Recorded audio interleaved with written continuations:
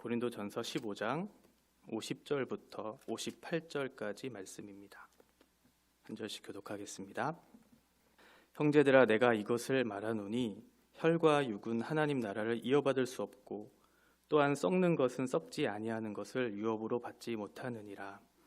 보라, 내가 너희에게 비밀을 말하노니 우리가 다 잠잘 것이 아니요 마지막 나팔에 순식간에 호련히 다 변화되리니 나팔 소리가 나매 죽은 자들이 썩지 아니할 것으로 다시 살아나고 우리도 변화되리라.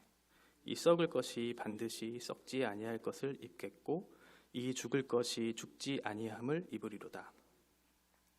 이 썩을 것이 썩지 아니함을 입고 이 죽을 것이 죽지 아니함을 입을 때에는 사망을 삼키고 이기리라고 기록된 말씀이 이루어지리라.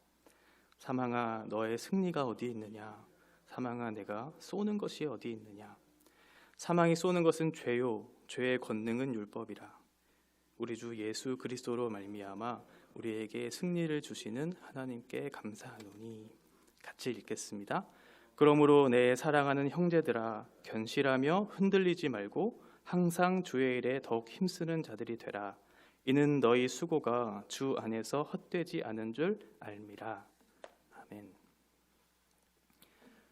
그리스도인들이 이 땅을 힘있게 살아갈 수 있는 그러한 이유와 목적이 어디에 있을까요? 만약 우리의 인생이 70 또는 80 그 정도 유한한 인생을 산다면, 그리고 그 인생 가운데 우리의 모든 인생이 수고와 아픔과 눈물만 그렇게 있다면 과연 우리는 행복할 수 있을까요? 아마 우리는 그렇게 즐거워 아픔과 수고가 있는, 눈물이 있는 그런 인생을 산, 그것이 우리의 인생의 전부라면 우리는 결코 행복할 수 없을 것입니다. 허무한 인생을 그렇게 살았다고 얘기할 수밖에 없겠죠. 아무리 스스로 값진 인생을 살았다고 그렇게 얘기한다 할지라도 결국 그 인생은 죽음의 기운 앞에 어떻게 할 수 없는 우리의 연약한 존재라는 사실을 인식할 수밖에 없는, 그래서 그것을 부인할 수 없는 그런 인생임을 깨닫게 되기 때문에 우리의 인생은 그렇게 행복할 수 없을 것입니다. 그리스도인들이 행복할 수 있는 이유는 우리에게 참 소망이 되시는, 그래서 우리에게 영원한 생명을 주실 그분이 우리 안에 있기 때문에 우리는 그렇게 행복하게 살아갈 수 있죠. 그리스도께서 나의 죄를 위해서 대신 십자가에 죽으시고 부활하심으로 장차 주어질 그 영광의 날이 우리에게 주어질 것이기 때문에 우리는 그것을 소망하며 살 수 있기 때문에 우리는 행복하며 그 맡겨진 삶의 걸음들을 넉넉히 걸어갈 수 있을 것입니다. 사도 바울은 오늘 말씀에서 장차 있을 신자의 몸의 변화에 대해서 그렇게 그 논쟁의 종결을 하며 결론을 맺고 있습니다. 50절과 53절에서는 하늘나라에 들어가기 위해서는 우리의 몸에 어떻게 변화되어야 하는가, 그 변화의 필요성에 대해서 그렇게 얘기하고 있고, 54절부터 56절까지는 재림에 있을 그 부활이 죽음을 이겨 넘어 우리에게 최종적인 승리를 가져다 줄 사실에 대해서 그렇게 얘기하고 있습니다. 그리고 마지막 57절의 결론에서는 그렇게 행하신 하나님에 대한 감사, 그리고 이 땅에서 신자가 어떻게 살아야 할 것에 대한 그런 권면으로 이 말씀을 마무리하고 있습니다. 50절입니다. 형제들아, 내가 이것을 말하노니 혈과 육은 하나님 나라를 이어받을 수 없고 또한 썩는 것은 썩지 아니하는 것을 유업으로 받지 못하느니라.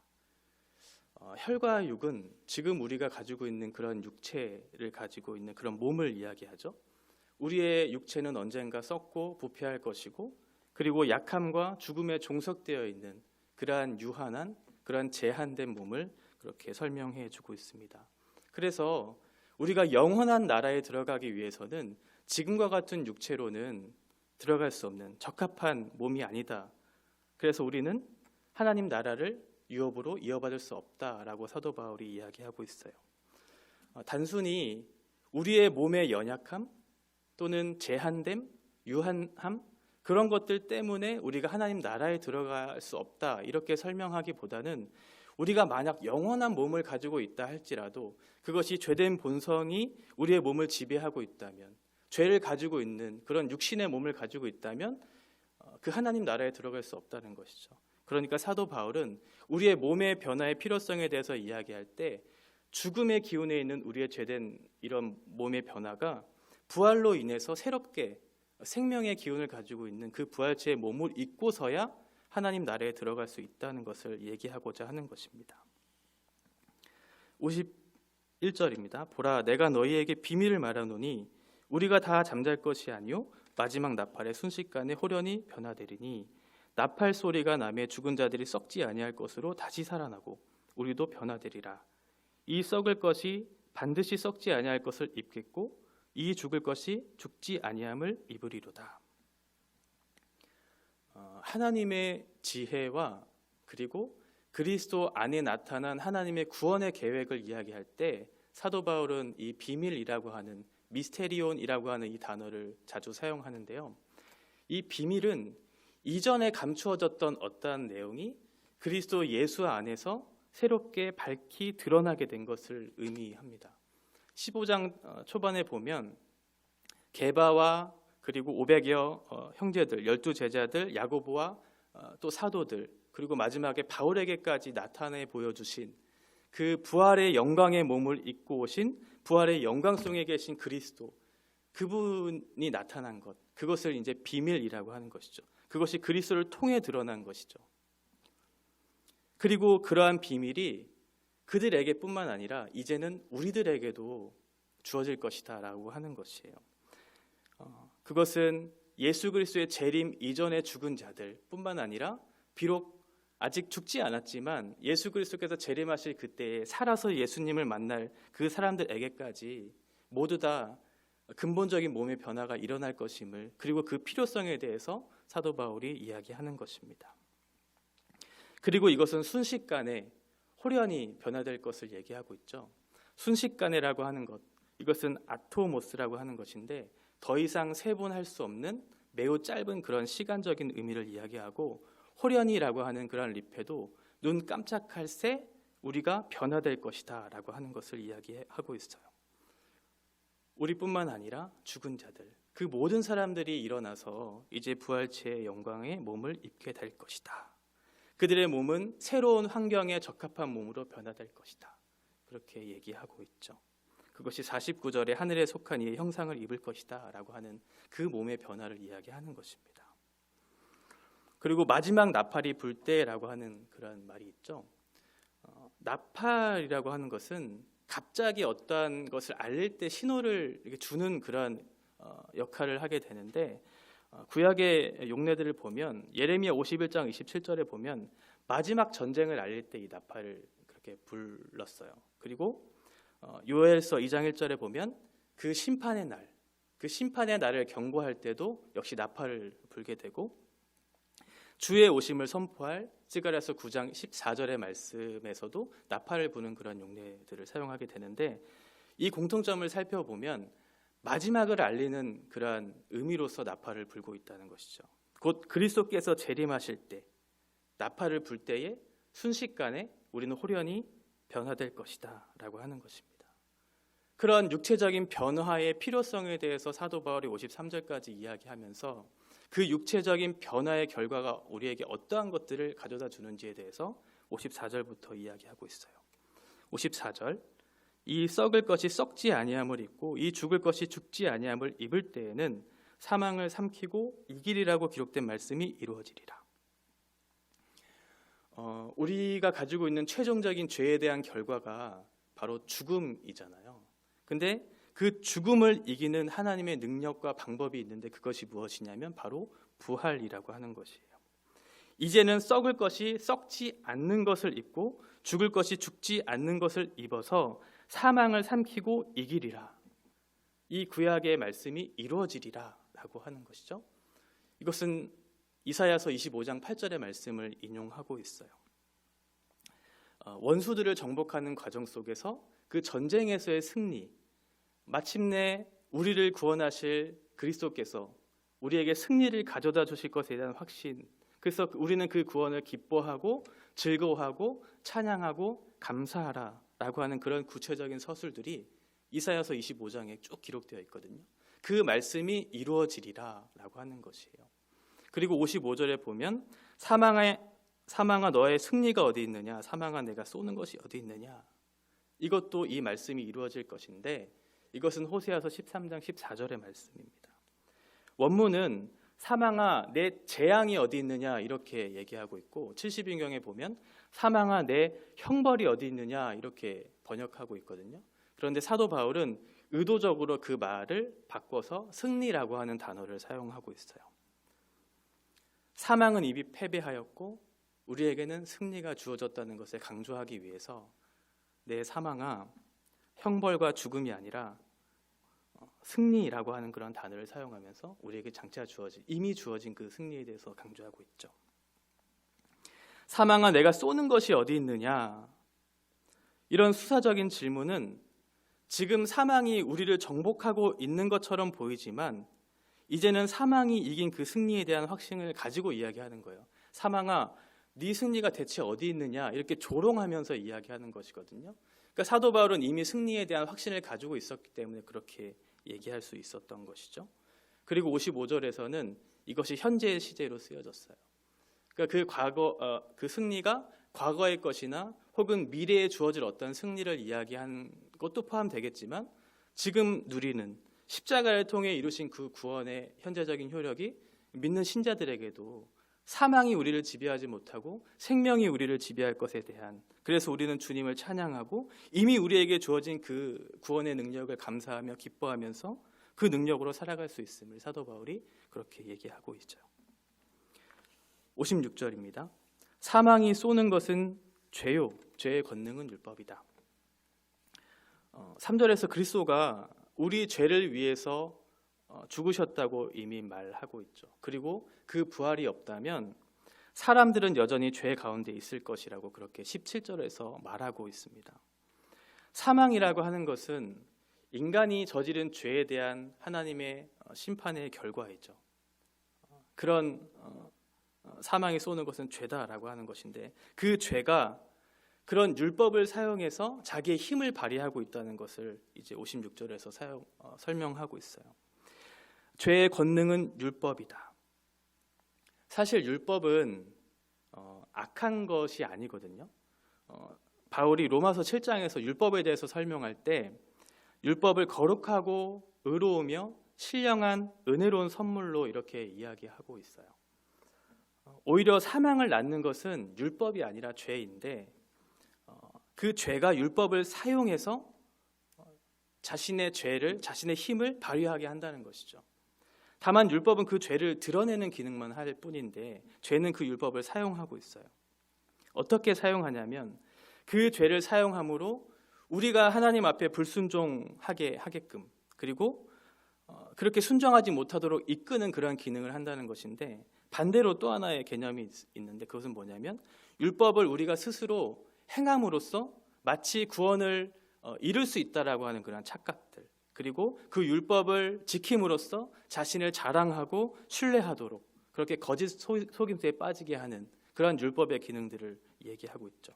그래서 죄는 율법을 악하게 사용해서 우리로 하여금 죄를 짓도록 하는, 그렇게 이끄는 힘을 가지고 있다라고 하는 것을 얘기해주고 있습니다. 57절에서는 그러나라고 하는 원문의 말씀이 빠져 있는데 반대로 얘기하고 있죠. 그러나 우리 주 예수 그리스도로 말미암아 우리에게 승리를 주시는 하나님께 감사한다. 그러나 그리스도께서는 그 율법을 통해서 우리의 무능력함을 드러내게 하시고 또 우리의 죄된 본성을 인정하게 하셔서 결국은 우리 스스로는 율법을 통해서 구원을 이룰 수 없다라는 그런 죄인에 불과하다라는 그런 인식을 갖게 하셔서 이제는 율법을 통해서가 아니라 그리스도를 믿는 믿음으로써 구원을 받게 하는, 그래서 우리를 복음으로 인도하는, 그리스도는 그런 우리의 그런 몽학 선생으로서의 그런 율법의 기능들을 얘기해주고 있어요. 그래서 우리에게 승리를 주시는 그 길이 있는데 그것이 바로 그리스도 예수를 믿는 믿음으로 말미암는 것이다. 그렇게 역으로 설명하고 있죠. 여기서 주시는 이라고 하는 단어도 여전히 현재 시대로 쓰여지고 있어요. 그 변화는 미래에 일어날 것이지만 승리는 이미 우리에게 주어졌다는 것이죠. 그래서 더 이상 죄와 사망의 능력이 우리를 대적할 수 없다. 없다라고 하는 것이에요. 왜냐하면 구원은 하나님의 능력으로 말미암은 것이기 때문에 그렇죠. 그러니 우리는 이 모든 것을 우리에게 선물로 주신 하나님께 감사한다. 그렇게 사도 바울이 고백합니다. 왜냐하면 이 모든 것이 은혜로 주어진 것이기 때문에 그렇다라는 것이죠. 마지막 결론 58절.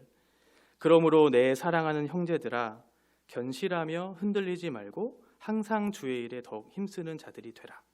이는 너희 수고가 주 안에서 헛되지 않은 줄 알미라.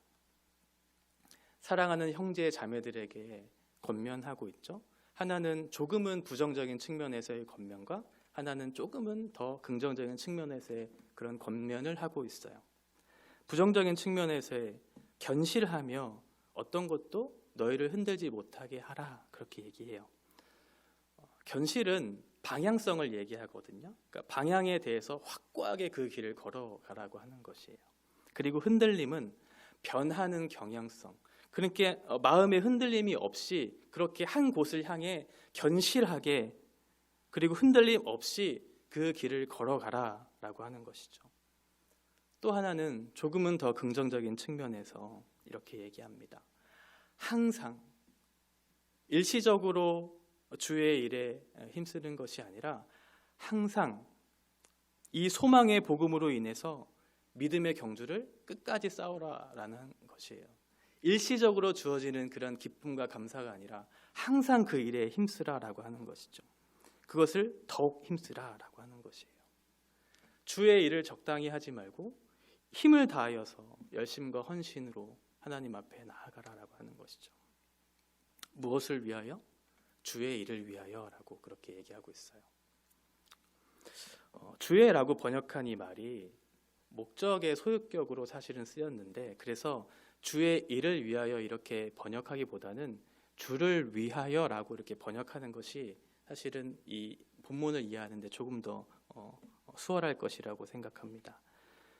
교회 안에 필요한 일들이 여러 가지가 있잖아요. 그래서 주의 일을 위하여 너의 수고를 아끼지 말라 이렇게 설명하기보다는 주를 위하여라고 하는 것이죠. 그 일이 목적이 아니라 우리의 목적은 주님이에요. 그래서 우리가 무엇을 하든지 예배와 헌신과 섬김과 삶의 모든 영역 가운데 우리는 그 일이 목적이 되어서는 안 되고 우리의 목적은 언제나 주님이어야 함을 얘기해 주고 있죠. 주님을 위해서 사는 것은 결코 헛된 인생이 아니다. 그렇게 얘기하고 있습니다. 말씀을 정리해 보면 칼 바르트라는 신학자가 있는데요. 그 사람이 이렇게 얘기했어요. 죽은 자의 부활은 바울 논증의 출발점이자 목표점이다 이렇게 얘기했어요. 그러니까 부활을 중심으로 바울 서신 전체가 하나의 통일을 이룬다라고 하는 그런 설명이겠죠. 부활은 우리의 능력으로서 주어진 것이 아니라 하나님의 주권적인 선물로서 주어지는 것이고, 그리고 변화된 삶의 방식으로 우리를 일으키시는 그런 하나님의 선물로 우리에게 주어지는 것이죠. 그래서 우리에게 육체적인 죽음이 찾아오지만 그 육체적인 죽음은 우리의 인생의 종결이 아니라 새롭게 우리가 변화될 존재로서 이제는 새로운 시작을 알리는, 그것이 우리에게 부활의 의미로서 다가와야 하는 것이죠. 그것이 장차 이루어질 미래의 일이 아니라라고 하는 거예요. 사도 바울은 이 본문의 말씀을 계속해서 현재 시제로 사용하고 있거든요.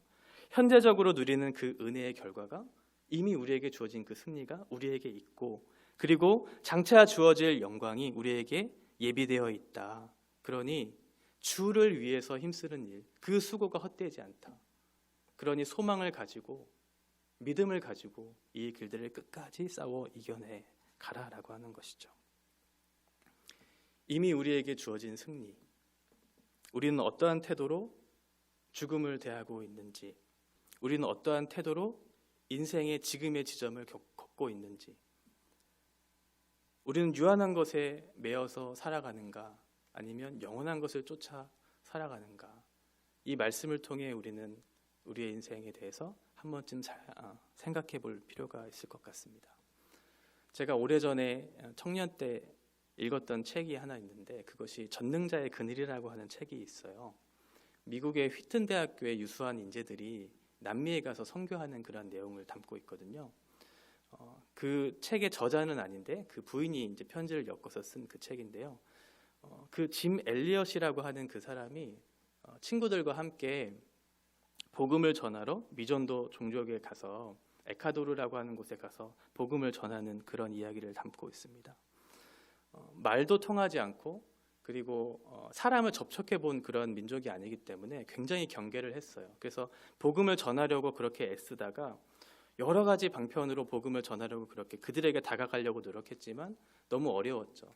그러다 끝끝내 이렇게 어떻게 해서든 그 땅에 내려가서 그들을 만나게 돼요. 그들을 만나서 이제 언어가 통하지 않으니까 그동안 했던 일들을 다 종합해서 최대한 사랑의 마음을 담아서 그들을 만나고 싶었고 그들에게 그리스도의 사랑을 전하고 싶었는데 결국 그 짐 엘리엇과 그의 친구들은 그 사람들의 창에 찔려서 죽음을 맞이하게 됩니다. 근데 그 말이 그렇게 끝나지가 않아요. 짐 엘리엇의 아내 엘리자베스는 그 상황을 다 알고 있었지만 남편의 죽음이 얼마나 슬펐겠어요. 그런데 그 땅에 다시 찾아가요. 그 미 전도 종족인 에콰도르 그곳에 찾아가서 자신의 신분을 밝히지 않고 계속해서 그들에게 헌신과 사랑과 그리스도의 복음을 전하게 됩니다. 그래서 그 결과 그 그리스도를 알지 못했던 많은 그 사람들이 그리스도를 믿게 되고 그 안에서 또 목회자가 나오게 되는 그런 결과들을 그런 열매들을 맺게 되는 그런 내용이 담고 있거든요. 그리고 나서 그 엘리자베스가 이제 나중에 고백을 해요.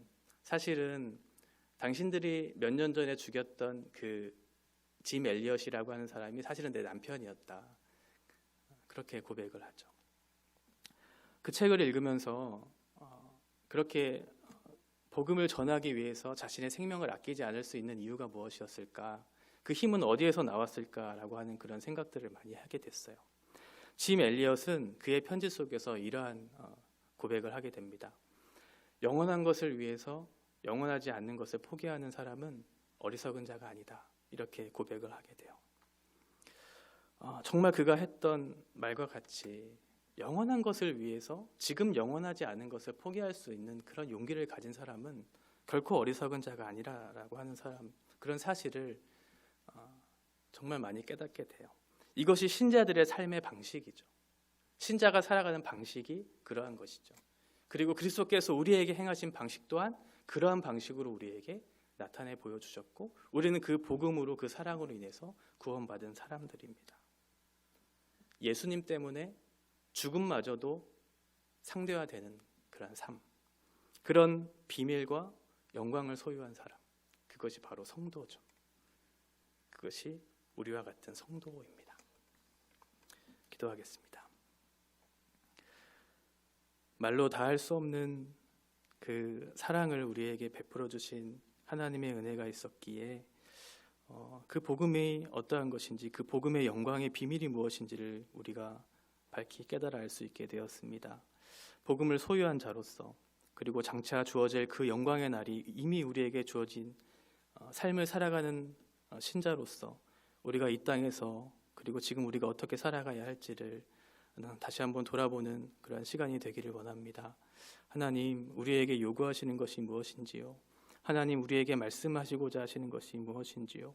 우리는 그 비밀의 복음을 다 깨달아 알 수는 없지만 우리에게 이미 주어진 그 계시의 말씀을 통해서 하나님이 우리에게 어떠한 삶을 원하시는지 우리가 어떻게 이 인생을 걸어가야 하는지를 밝히 보여주셨습니다.